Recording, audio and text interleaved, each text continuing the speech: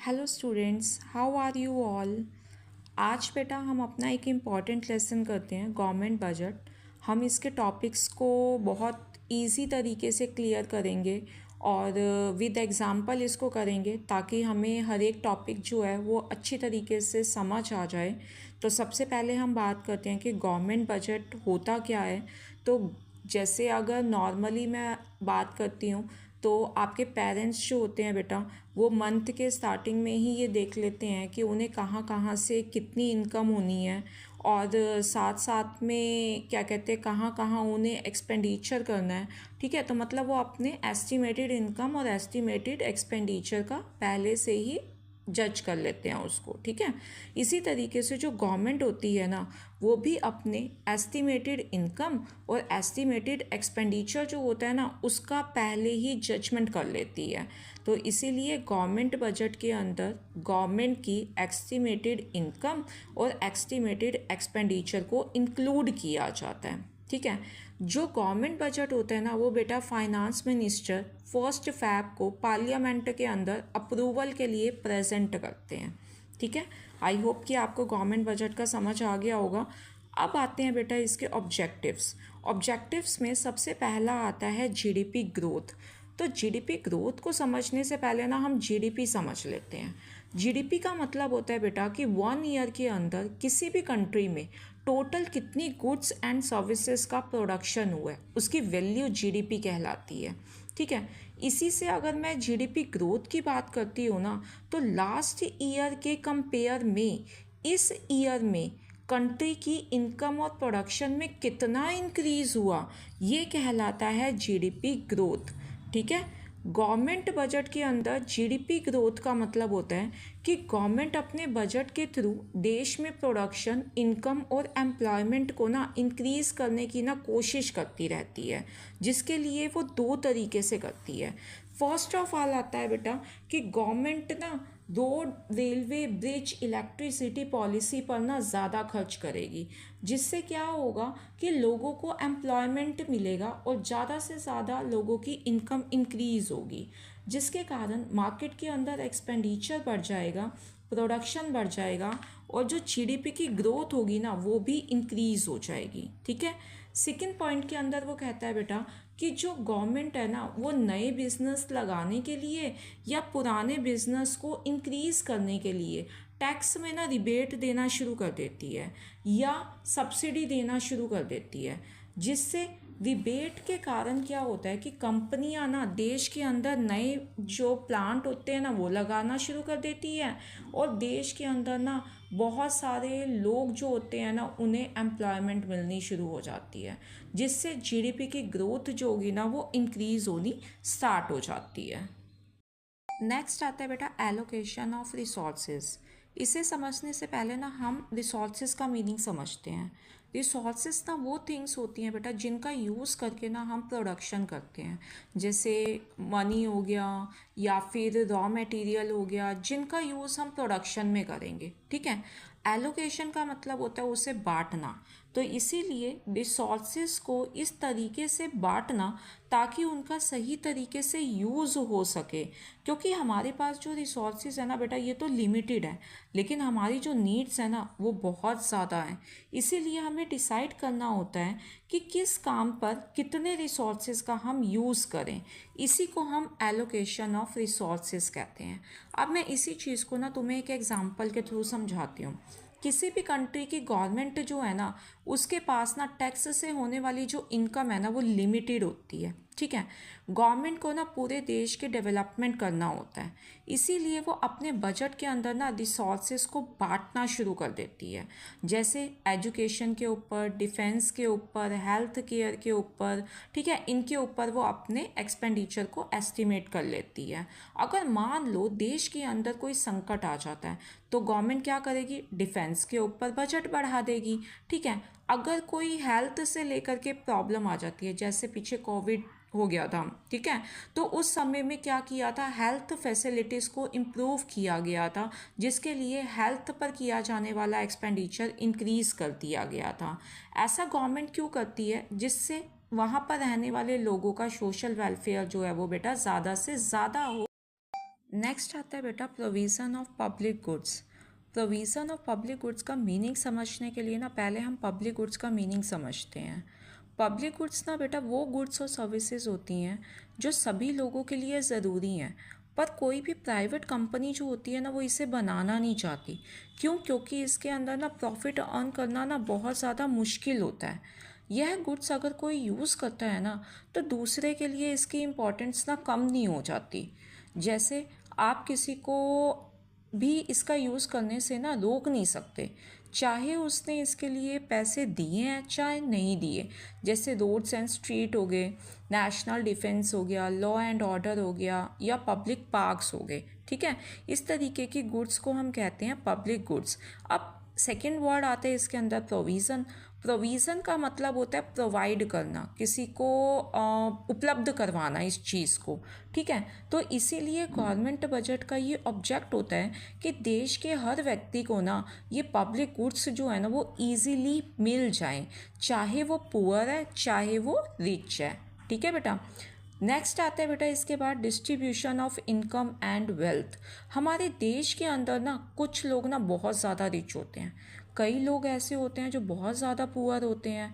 अगर गवर्नमेंट कुछ नहीं करती ना तो बेटा गरीब जो होते हैं ना वो और ज़्यादा पुअर हो जाते हैं, जिससे वो बेसिक गुड्स को भी नहीं खरीद पाते। इस इनइक्वलिटी को कम करने के लिए ही ना गवर्नमेंट बजट के थ्रू रिच लोगों पर टैक्स लगाया जाता है और पुअर पर्सन जो होते हैं ना बेटा उन्हें सब्सिडी दी जाती है। जैसे राशन की दुकानों पर उन्हें सस्ते में अनाज प्रोवाइड कर देना। ठीक है, इस तरीके की उन्हें सब्सिडी दे करके उनकी हेल्प की जाती है। इसी को हम रीडिस्ट्रीब्यूशन ऑफ इनकम कहते हैं। तो आई होप कि आपको ये पॉइंट्स क्लियर हो रहे होंगे। फिफ्थ पॉइंट है बेटा इसका बैलेंस रीजनल ग्रोथ। जैसे कि आपको पता है कि हमारी कंट्री के अंदर भी कुछ रीजन्स जो होते हैं बेटा वो बहुत ज़्यादा डेवलप होते हैं। वहाँ पर बहुत सारी फैक्ट्रीज़ होती हैं, बहुत सारी फैसिलिटीज़ हमें इजीली अवेलेबल हो जाती हैं, और कई रीज़न ऐसे होते हैं बेटा जो बैकवर्ड होते हैं। ठीक है, अब अगर गवर्नमेंट कुछ भी नहीं करती है तो जो बैकवर्ड रीजन्स है ना बेटा वहाँ से ज़्यादा लोग जो होंगे ना वो डेवलपमेंट एरिया के अंदर आ जाएंगे। ठीक है, और वहाँ पर ना भीड़ बहुत ज़्यादा बढ़ जाएगी। इस इनइक्वलिटी को ना दूर करने के लिए जो गवर्नमेंट होती है ना वो बैकवर्ड रीजन के भी डेवलपमेंट पर फोकस करना शुरू कर देती है, ताकि पूरी कंट्री की ग्रोथ को कर सके। गवर्नमेंट जो है ना वो इस ऑब्जेक्ट को special economic zone, tax holiday, special financial package, infrastructure setup, इनके थ्रू ना उन्हें ठीक करती है, ताकि इकनॉमी के अंदर आपकी कंट्री के अंदर सारे के सारे जो रीजनल है ना, मतलब चाहे वो बैकवर्ड हैं, उनकी भी ग्रोथ साथ साथ, और हमारा जो इंडिया है वो ग्रोथ करे। क्योंकि एक एरिया अगर पीछे रह जाएगा और एक आगे बढ़ जाएगा तो बेटा पूरे की ग्रोथ नहीं होएगी, है ना इंडिया की। तो इंडिया की पूरी ग्रोथ करने के लिए ना हमें हर रीज़न को साथ लेकर के चलने की ज़रूरत है। इसीलिए गवर्नमेंट बजट के अंदर गवर्नमेंट इस तरीके का प्रोविज़न करती है कि उससे रीजनल ग्रोथ जो होती है ना उसमें बैलेंस बना रहे।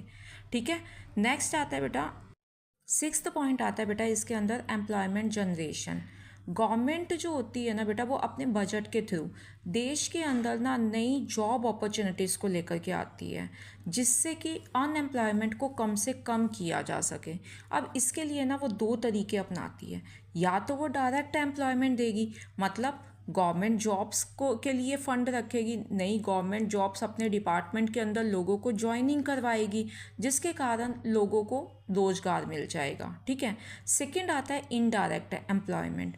वो क्या करेगी? मनरेगा पॉलिसी आप सभी को मालूम है। ठीक है, तो वो मनरेगा पॉलिसी के लिए ना बजट में से फंड निकाल देती है, जिससे लोगों को ना जॉब मिलती है। क्योंकि आपको पता है इसके अंदर 100 डेज़ के लिए उन्हें वर्क दिया जाता था। ठीक है, अब इससे क्या होगा कि गवर्नमेंट नई नई पॉलिसी को इम्प्लीमेंट करती है, जिसके थ्रू ना हमारे देश के अंदर ना एम्प्लॉयमेंट जनरेट होती है। समझ आया अब आपको? लास्ट पॉइंट आता है बेटा इकोनॉमिक स्टेबिलिटी। गवर्नमेंट बजट के थ्रू ना इकोनॉमी को अप्स एंड डाउन से बचाने के लिए ना गवर्नमेंट इकोनॉमी के अंदर स्टेबिलिटी लाती है। आप लोगों ने ये चीज़ पढ़ी हुई है, इन्फ्लेशन और डिफ्लेशन, ठीक है। तो इसकी प्रॉब्लम को सॉल्व भी इकोनॉमी में करके गवर्नमेंट अपने बजट के थ्रू स्टेबिलिटी लाने की कोशिश करती है। इन्फ्लेशन में क्या होता है कि लोगों के पास पैसा बहुत ज़्यादा होता है, तो वो क्या करेगी, टैक्स को बढ़ा देगी और अपने गवर्नमेंट एक्सपेंडिचर को कम कर देगी, ठीक है। अगर इकोनॉमी के अंदर डिफ्लेशन है तो वो टैक्स को कम कर देगी, क्योंकि लोगों के पास पहले ही पैसा कम है, तो वो टैक्स को कम करेगी और अपने एक्सपेंडिचर को इंक्रीज़ कर देगी, ताकि इकोनॉमी के अंदर जो स्टेबिलिटी है वो बनी रहेगी। आई होप कि बच्चों आपको अभी तक जो हमने ऑब्जेक्टिव ऑफ गवर्नमेंट बजट किया है ये क्लियर हो गया होगा। अब हम अपना नेक्स्ट टॉपिक करते हैं, स्ट्रक्चर या कंपोनेंट्स ऑफ गवर्नमेंट बजट। जो गवर्नमेंट बजट होता है ना बेटा, इसके दो कंपोनेंट्स होते हैं, एक होता है बजट रिसिप्ट और एक होता है बजट एक्सपेंडिचर। बजट रिसिप्ट भी ना आगे और दो पार्ट्स में डिवाइडेड होती है। फर्स्ट होता है रिवेन्यू रिसिप्ट और सेकंड होता है कैपिटल रिसिप्ट। तो अभी हम पहले रिवेन्यू रिसिप्ट को क्लियर कर लेते हैं। रिवेन्यू रिसिप्ट जो होती है ना बेटा, ये एक गवर्नमेंट की ऐसी इनकम होती है जिसे ना उसे वापस नहीं करना पड़ता और ना ही इसको लेने के लिए ना उसको किसी तरीके से अपनी असेट्स को सेल करना पड़ता है और ये बार बार उसको मिलती रहती है। अब मैं इसको तुम्हें एक एग्जांपल के थ्रू समझाती हूँ। मान लो आपके पास ना एक कार है और अगर आप अपनी कार को ओला या उबर जैसे सर्विसेज के अंदर लगाते हो तो आप ना 2000 रुपीज़ अर्न करते हो, ठीक है। तो ये आपकी ना रिवेन्यू रिसिप्ट है। क्यों? क्योंकि कार भी आपके पास है और आपकी जो इनकम है ना वो भी डेली की हो रही है आपको, ठीक है।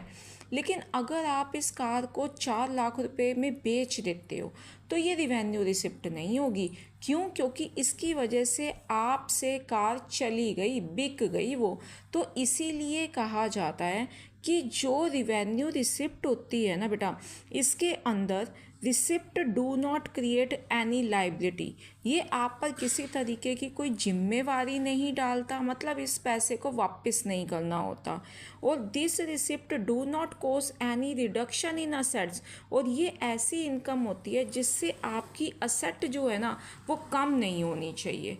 इसीलिए गवर्नमेंट की रेगुलर इनकम जो होती है ना उसको चलाने के लिए देश को जो इनकम प्राप्त होती है जिसे गवर्नमेंट को वापस नहीं करना पड़ता और ना ही कोई उसकी प्रॉपर्टी सेल होती है, उसे हम रिवेन्यू रिसिप्ट कहते हैं, ठीक है।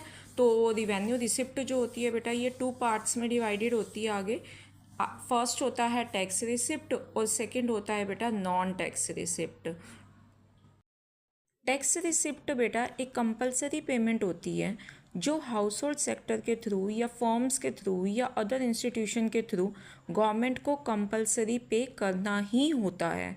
और इसके बदले में ना टैक्स पे करने वाला ये नहीं उम्मीद रख सकता कि गवर्नमेंट उसको बदले में कोई बेनिफिट देगी या उसके लिए कुछ करेगी, ऐसी उम्मीद उसके थ्रू नहीं रखी जाती है, ठीक है। आगे हम पढ़ते हैं टाइप्स ऑफ टैक्सेस। जो टाइप ऑफ टैक्सेस है ना बेटा उसमें सबसे पहले हम पढ़ते हैं प्रोग्रेसिव टैक्स, क्योंकि कई बार एग्ज़ाम के अंदर प्रोग्रेसिव रिग्रेसिव में डिफरेंस आ जाता है, वैल्यू एडिड स्पेसिफिक टैक्स में आ जाता है, डायरेक्ट और इनडायरेक्ट टैक्स में आ जाता है डिफरेंस। तो सबसे पहले मैं आपको प्रोग्रेसिव टैक्स समझाती हूँ। ये एक ऐसा टैक्स होता है बेटा, जैसे जैसे किसी व्यक्ति की इनकम इंक्रीज़ होती जाती है ना वैसे वैसे टैक्स का रेट भी इंक्रीज़ होता जाता है। मतलब कि अगर इनकम कम होगी तो टैक्स कम होगा, इनकम ज़्यादा होगी तो टैक्स भी ज़्यादा होगा। मान लो गवर्नमेंट ने ना टैक्स के लिए ना एक 3 तरीके के ना स्लैब बनाए हैं, ठीक है। गवर्नमेंट ने कहा कि अगर 5 लाख तक की किसी की इनकम है तो 0% टैक्स है, 5 से लेकर के 10 लाख तक की है तो 10% टैक्स है, 10 से अबव है तो 20% टैक्स है।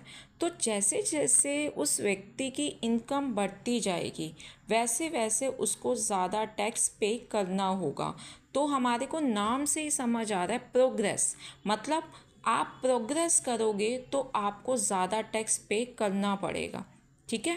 सेकंड आता है बेटा इसका ही रिग्रेसिव टैक्स।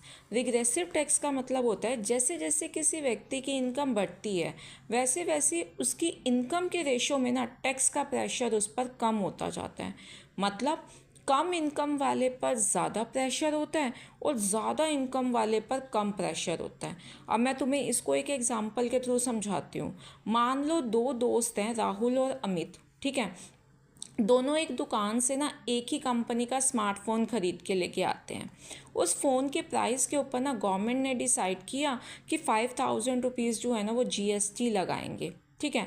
अमित की मंथली इनकम जो है ना वो 20,000 है बेटा। अब फ़ोन ख़रीदने के लिए उसको 5,000 टैक्स तो पे करना ही पड़ेगा। आगे अमित जो है ना उसकी इनकम का ना 25% तो बेटा टैक्स के तौर पर ही चला गया, ठीक है। अब उसकी पॉकेट के ऊपर बहुत ज़्यादा प्रेशर पड़ गया क्योंकि उसकी इनकम 20,000 मतलब मंथली इनकम है। उसने फ़ोन ख़रीदा, 5,000 एज अ उसका टैक्स के तौर पर एक्स्ट्रा चला गया तो उसकी पॉकेट पर तो बहुत ज़्यादा प्रेशर हो गया। और अब दूसरी तरफ जो राहुल है ना उसकी मंथली इनकम 2 लाख रुपीज़ है। अब उसने भी फ़ोन परचेज़ किया, सेम वही वाला जो किसने किया था, पहले वाले ने किया था, अमित ने किया था, ठीक है। अब उसको भी 5,000 रुपीज़ पे करना पड़ा एक्स्ट्रा। अब जो राहुल है उसकी पॉकेट के ऊपर तो 2.5% का प्रेशर पड़ा, मतलब उसकी पॉकेट पर कम प्रेशर डला। इसीलिए कहा जाता है कि टैक्स जो था ना वो बेटा दोनों के लिए इक्वल था, लेकिन असली नुकसान किसको हुआ, कम कमाने वाले अमित को। तो इसीलिए कहा जाता है रिग्रेसिव टैक्स का ज़्यादा प्रेशर किस पे पड़ता है बेटा, जो कम इनकम कमाते हैं। जिनकी इनकम ज़्यादा होती है उन पर इसका इफ़ेक्ट जो होता है वो कम पड़ता है। नेक्स्ट आता है बेटा वैल्यू एडिड। वैल्यू एडिड जो होता है ना ये बेटा एक इनडायरेक्ट टैक्स होता है जो प्रोडक्शन और ना डिस्ट्रीब्यूशन की हर स्टेज के ऊपर लगता है, जिससे ना प्रोडक्ट की वैल्यू जो होती है वो इंक्रीज़ हो जाती है। अब मैं तुमको ना एक एग्जांपल के थ्रू समझाती हूँ कि किस तरीके से ये टैक्स काम करता है। मान लो गवर्नमेंट ने ना 10% वेट डिसाइडेड कर दिया। अब एक चाय बनाने वाला व्यक्ति है, ठीक है, उसकी चाय बनाने की शॉप है। उसने ना सामान खरीदा दुकान से किसी दूसरी से 50 रुपये का।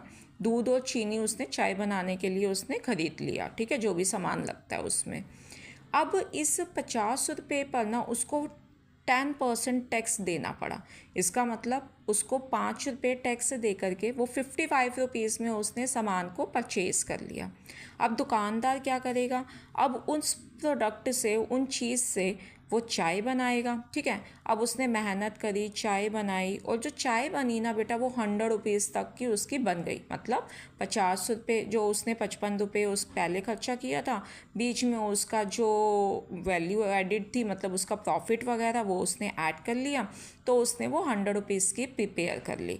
अब वो क्या करेगा, कस्टमर को ना 110 रुपीज़ में उसको सेल कर देगा, क्योंकि 10% जो होगा वो टैक्स भी तो लेगा, क्योंकि पे किसको करना होता है, कस्टमर को करना पड़ता है। तो अब वो टैक्स जो होगा ना 10% का कस्टमर से लेगा और उसका प्राइस 110 रुपीज़ हो जाएगा। लेकिन वो क्या करेगा, गवर्नमेंट को ना सिर्फ बेटा 5 रुपीज़ ही टैक्स के तौर पे डिपॉजिट करेगा। क्यों, क्योंकि जब उसने वो चीज़ें खरीदी थी ना, वो चीनी और दूध, तो 5 रुपीज़ का पे तो वो पहले ही कर चुका था और 5 रुपीज़ का उसने अब पे करा। तो इसीलिए जो टैक्स है ना वो अब हम देखते हैं किस पर लगा है। अब वो जो टैक्स होता है ना सिर्फ बेटा उस बढ़ी हुई कीमत के ऊपर लगता है जो दुकानदार ने अपनी मेहनत से जोड़ी थी और उसी पर ही लगा। मतलब 100 रुपीज़ का उसने बना करके चाय तैयार करी, 50 रुपये का उसने सामान खरीदा था विदाउट टैक्स, ठीक है, तो इंक्रीज़ कितना किया उसने, 50 रुपीज़, और 50 रुपीज़ का 10% मतलब 5 रुपये वो एज अ टैक्स के तौर पर पे कर देगा, ठीक है। लेकिन इस टैक्स का असली प्रेशर किस पे पड़ा, अब चाय पीने वाले जो कस्टमर थे 10 रुपीज़ निकले तो बेटा उनकी पॉकेट से ना, तो इसीलिए जो वैल्यू एडिड टैक्स होते हैं ना इसका मेन प्रेशर पड़ता है कस्टमर के ऊपर, क्योंकि ये उन्हीं की पॉकेट से ही जाता है। नेक्स्ट आता है बेटा स्पेसिफिक टैक्स। स्पेसिफिक टैक्स जो होता है ना बेटा ये कभी भी प्रोडक्ट के ना प्राइस पर नहीं लगता, ये उसकी क्वांटिटी पर, उसके साइज़ पर, उसके वेट के बेस पर लगाया जाता है। अब इसी को ही हम एक एग्जांपल के थ्रू समझते हैं। मान लो आपका दोस्त और आप दोनों मार्केट जाते हो, ठीक है, आपको प्यास लगती है, आप ना मार्केट जाकर के वाटर बॉटल ख़रीद लेते हो। आपने ना 100 रुपीज़ वाली एक बॉटल ख़रीद ली, ठीक है, और आपके दोस्त ने ना 20 रुपीज़ वाली एक वाटर बॉटल ख़रीद ली। अब अगर गवर्नमेंट हर बॉटल के ऊपर ना 5 रुपीज़ का स्पेसिफिक टैक्स लगा देती है, ठीक है, जो उसकी क्वांटिटी पर लगता है, तो टैक्स को इस बात से कोई फ़र्क नहीं पड़ेगा कि आपकी बॉटल कॉस्टली है, उसकी बॉटल सस्ती है। अब टैक्स तो बेटा दोनों को ही पे करना पड़ेगा, क्योंकि आप दोनों ने एक एक बॉटल ख़रीदी है। भले ही एक की कीमत दूसरे के मुकाबले में चाहे जितनी मर्जी कम ज़्यादा हो, उससे कोई फ़र्क नहीं होगा। सब स्पेसिफिक टैक्स जो होता है ना, वो केवल उसकी क्वांटिटी पर, उसके वेट पर, उसके साइज़ के अकॉर्डिंग लगाया जाता है। उसके प्राइस का इसमें कोई भी मैटर नहीं होता। नेक्स्ट आता है बेटा इसके बाद डायरेक्ट टैक्स। डायरेक्ट टैक्स का मतलब होता है कि ये टैक्स जिस पर लगता है, ठीक है, पे उसी को ही करना पड़ता है, वो इसको किसी दूसरे पर शिफ्ट नहीं कर सकता। जैसे इनकम टैक्स, जिसकी इनकम ज़्यादा होगी उतना ही टैक्स उसको ही पे करना होगा, वो और किसी पर उसका बर्डन प्रेशर शिफ्ट नहीं कर सकता। इनडायरेक्ट टैक्स जो होता है बेटा, ये वो टैक्स होता है जिसका प्रेशर आप दूसरे पर शिफ्ट कर सकते हैं। जैसे जीएसटी हो गया, ये इनडायरेक्ट टैक्स है, लगता तो प्रोडक्शन यूनिट पर है लेकिन पे कौन करता है, कस्टमर करता है, ठीक है। तो इस तरीके के टैक्स जिसका प्रेशर हम शिफ्ट कर सकते हैं किसी दूसरे के ऊपर, उसे हम इनडायरेक्ट टैक्स कहते हैं। तो आई होप कि आप लोगों को यहाँ तक समझ आ गया होगा बेटा। अगला टॉपिक आता है आपका non tax receipt. Non tax receipt में सबसे पहला आता है बेटा फ़ीस। फ़ीस का मतलब क्या होता है कि जब हम गवर्नमेंट की सर्विसेज को यूटिलाइज़ करते हैं ना, तो उसके बदले में ना गवर्नमेंट हमसे कुछ फ़ीस लेती है। जैसे आप लोग स्कूल पढ़ने के लिए जाते हो, तो टीचर की सर्विसेज के बदले में आपसे फ़ीस ली जाती है। इसी तरीके से गवर्नमेंट भी जब किसी का बर्थ सर्टिफिकेट, डेथ सर्टिफिकेट, इस तरीके से उन्हें सर्विसेज देती है, तो उनके बदले में वो उनसे कुछ फ़ीस चार्ज करती है। सेकंड आता है बेटा फाइन्स। फाइन का मतलब होता है पनिशमेंट, ठीक है। तो जैसे आपने कोई रूल्स ब्रेक कर दिए, ठीक है, आपने कोई लॉ एंड ऑर्डर्स नहीं फॉलो किए, तो उस समय में पनिशमेंट के तौर पर हमसे जो चार्ज किया जाता है वो हमारे लिए फाइन्स कहलाता है। तीसरा आता है बेटा एस चीट। एस चीट का मतलब क्या होता है कि कई ऐसे रिच पर्सन होते हैं जो अपनी प्रॉपर्टी का ना नॉमिनेट करे बिना ही चले जाते हैं। मतलब अपनी जो भी उनकी प्रॉपर्टी होती है ना, उनका कोई आगे ना नॉमिनी नहीं होता, ठीक है। उस विल बनाने से पहले ही उनकी डेथ हो जाती है, या कोई आगे नॉमिनी ही नहीं है उनका जो उनकी प्रॉपर्टी को संभाल सके। तो ऐसे में ना गवर्नमेंट क्या करेगी, उनकी असेट्स को ना अपने अंडर में ले लेगी। इसी को ही एस चीट किया जाता है। तो अगर मैं इसको वैसे ही तुम्हें अपने लैंग्वेज में समझाएं, तो हम कहते हैं ना चीटिंग करके कोई चीज़ को ले लेना, ठीक है। तो गवर्नमेंट जब कोई नॉमिनी नहीं मिला किसी व्यक्ति की असेट का, तो गवर्नमेंट क्या करेगी, उसको खुद ले लेगी। तो इसी को ही हम एज चीट कहते हैं। नेक्स्ट आता है बेटा स्पेशल असेसमेंट। स्पेशल असेसमेंट का मतलब क्या होता है कि मान लो कोई एक ऐसा एरिया है जो डेवलप नहीं है, ठीक है। अब जो एरिया डेवलप नहीं है वहाँ प्रॉपर्टीज़ के रेट ना बेटा बहुत ज़्यादा कम होते हैं। अब गवर्नमेंट ने क्या किया, वहाँ पर रोड बनवा दिए, लाइटिंग की फैसिलिटीज़ दे दी, आसपास कहीं अच्छा पार्क बनवा दिया। तो उससे क्या होगा, उसकी प्रॉपर्टी का रेट जो होगा ना वो इंक्रीज़ हो जाएगा, ठीक है। इसके बदले में ना गवर्नमेंट उनसे स्पेशल असेसमेंट के तौर पर कुछ पेमेंट लेती है, ठीक है, जिसको हम स्पेशल असेसमेंट बोलते हैं। मतलब गवर्नमेंट के थ्रू प्रॉपर्टी का रेट बढ़ाने के लिए कुछ उन्हें फैसिलिटीज़ दी गई, जिसकी वजह से प्रॉपर्टी का रेट बढ़ा, और उसके बदले में कुछ पे करना पड़ा उस व्यक्ति को अपनी प्रॉपर्टी का रेट बढ़ने की वजह से गवर्नमेंट को। वो स्पेशल असेसमेंट है, ठीक है। नेक्स्ट आता है बेटा income from the sale of spectrum like 2G and 3G।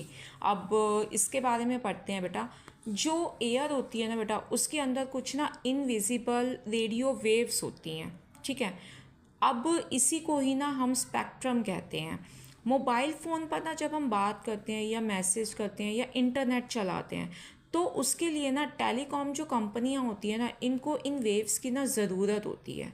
जो हमारी हर एक कंट्री की हवा के अंदर ही ये ना वेव्स बेटा प्रेजेंट रहती हैं, और इसके ऊपर ना सिर्फ और सिर्फ गवर्नमेंट का राइट होता है। ठीक है, गवर्नमेंट ना इन वेव्स को ना टेलीकॉम कंपनियों को ना सीधे सेल नहीं करती, बल्कि इसकी जगह पर ना ऑक्शन करना शुरू कर देती है। जो कंपनी सबसे ऊंची बिड लगाती है ना, गवर्नमेंट एक लिमिटेड टाइम के लिए, अप्रॉक्सीमेट 20 ईयर्स के लिए, उसको स्पेक्ट्रम का यूज़ करने का ना एक राइट दे देती है। इसके बदले में ना कंपनी को ना बहुत ज़्यादा पे करना पड़ता है गवर्नमेंट को, तो इससे भी गवर्नमेंट की इनकम होती है, और ये नॉन टैक्स रिसिप्ट का पार्ट होता है। नेक्स्ट आता है बेटा income from public enterprises. Government की खुद की इंटरप्राइजेस होती हैं, अपनी फर्म्स होती हैं, फैक्ट्रियाँ होती हैं बेटा, उससे भी गवर्नमेंट को इनकम होती है। नेक्स्ट है बेटा ग्रांट एंड डोनेशन। गवर्नमेंट को कई बारी बाहर के देश से ग्रांट या डोनेशन भी मिलता है, जो कि उसके लिए नॉन टैक्स रिसिप्ट कहलाती है, क्योंकि ग्रांट अगर डोनेशन मिल रहा है तो उसको वापस करना कोई कंपल्शन तो नहीं है ना। ठीक है, तो ये नॉन टैक्स रिसिप्ट मानी जाती हैं। तो आई होप कि यहाँ तक आपको समझ आ गया होगा। नेक्स्ट टॉपिक आता है बेटा कैपिटल रिसिप्ट। कैपिटल रिसिप्ट ऐसी रिसिप्ट्स होती हैं बेटा जिससे लाइबिलिटी क्रिएट होती है, मतलब यह गवर्नमेंट के पास आने वाला वो पैसा होता है जो टैक्स से नहीं आता, बल्कि कुछ बेच करके या लोन लेकर के आता है। इसीलिए कहा जाता है कि इससे गवर्नमेंट की लाइबिलिटी क्रिएट होती है और असेट जो होती है वो रिडक्ट हो जाती है, क्योंकि गवर्नमेंट ने कुछ बेचा होगा तो ही तो पैसा आया होगा। ठीक है, तो इसीलिए कैपिटल रिसिप्ट के अंदर आपने ध्यान रखना है कि इससे लाइबिलिटी बढ़ेगी और दूसरा असेट कम होगी। इसके भी आगे पार्ट्स आते हैं। सबसे पहला आता है रिकवरी ऑफ लोन। जब गवर्नमेंट किसी स्टेट या सेंट्रल गवर्नमेंट या किसी और कंट्री को दिए गए पुराने लोन को वापस ले लेती है ना, तो उसे रिकवरी ऑफ लोन कहते हैं। यह गवर्नमेंट की ना कैपिटल रिसिप्ट होती है, क्योंकि जब गवर्नमेंट को लोन वापस मिल गया तो इससे उसकी असेट कम हो गई, और कैपिटल रिसिप्ट की फीचर ही ये है कि इससे असेट कम होती है। सेकंड आता है बेटा बोरोइंग एंड अदर लाइबिलिटी। जब गवर्नमेंट किसी और से लोन लेती है तो लोन लेने पर उस पर जिम्मेदारी बढ़ गई ना कि उसने उसको वापस करना है, इसका मतलब लाइबिलिटी इंक्रीज हुई। इसीलिए बोरोइंग एंड अदर लाइबिलिटीज़ जो होती है वो कैपिटल रिसिप्ट मानी जाती है, क्योंकि इससे उसकी लाइबिलिटी इंक्रीज होती है। थर्ड आता है बेटा अदर रिसिप्ट। इसके अंदर बेसिकली हम डिसइन्वेस्टमेंट को इंक्लूड करते हैं। इसका मीनिंग जो होता है ना वो इन्वेस्टमेंट से ना अपोजिट है, क्योंकि इन्वेस्टमेंट के अंदर क्या होता है कि हम असेट परचेज करते हैं और पैसा हमारी तरफ से जाता है। लेकिन जो डिसइन्वेस्टमेंट है ना, इसमें बेटा जो गवर्नमेंट होती है ना वो अपनी असेट्स को प्राइवेट हाथों में ना बेच देती है और पैसे को ले लेती है। इसी वजह से उसकी असेट्स कम हो जाती हैं, इसीलिए इसे कैपिटल रिसिप्ट कहते हैं। अब हम करते हैं बेटा बजट एक्सपेंडिचर। बजट एक्सपेंडिचर के दो पार्ट्स होते हैं, एक होता है रिवेन्यू एक्सपेंडिचर और एक होता है कैपिटल एक्सपेंडिचर। एक्सपेंडिचर का मतलब है अब गवर्नमेंट खर्चा करेगी। ठीक है, तो रिवेन्यू के अंदर इस तरीके के एक्सपेंडिचर को इंक्लूड किया जाता है जिससे ना तो गवर्नमेंट की कोई असेट बने, मतलब सरकार ने खर्चा तो किया लेकिन कोई भी असेट परचेज नहीं करी, और जिससे ना तो उसकी कोई लाइबिलिटी जो होती है वो रिड्यूस होती है। जैसे मान लो ओल्ड एज पेंशन है। अब ओल्ड एज पेंशन जो होती है बेटा ये दी जाती है गवर्नमेंट के थ्रू, लेकिन गवर्नमेंट की कोई जिम्मेवारी तो नहीं है ना सबको ओल्ड एज पेंशन देना, और ना ही इससे उनकी कोई लाइबिलिटी कम हो रही है। तो इसीलिए रिवेन्यू एक्सपेंडिचर के अंदर उन एक्सपेंडिचर को इंक्लूड किया जाता है जिससे ना तो कोई असेट बने और ना ही किसी तरीके की उसकी लाइबिलिटी जो होती है वो रिड्यूस हो। नेक्स्ट है बेटा इसके बाद कैपिटल एक्सपेंडिचर। कैपिटल एक्सपेंडिचर जो होता है ना बेटा ये ऐसा एक्सपेंडिचर होता है जिससे गवर्नमेंट की असेट ना क्रिएट होती है, मतलब गवर्नमेंट ने कोई असेट खरीदी और लोन वापस किया जिसकी वजह से उसकी लाइबिलिटी जो है वो रिडक्ट हो गई है। एग्जाम्पल के तौर पे गवर्नमेंट ने किसी भी डोमेस्टिक या मल्टीनेशनल कॉरपोरेशन है उसके इक्विटी शेयर खरीद लिया, मतलब उसकी हिस्सेदारी खरीद ली, तो एक तरीके से उसकी असेट्स बन गई। सेकंड, उसने कोई भी जो लोन है ना उसकी रीपेमेंट कर दी, ठीक है, तो इसकी वजह से क्या होगा, उसकी लाइबिलिटी भी रिड्यूस होगी और उसकी असेट भी क्रिएट होगी। तो आज बेटा हमने ये टॉपिक्स अपना क्लियर किया। आई होप कि आपको यहाँ तक का जो टॉपिक है गवर्नमेंट बजट का ये क्लियर हो गया होगा।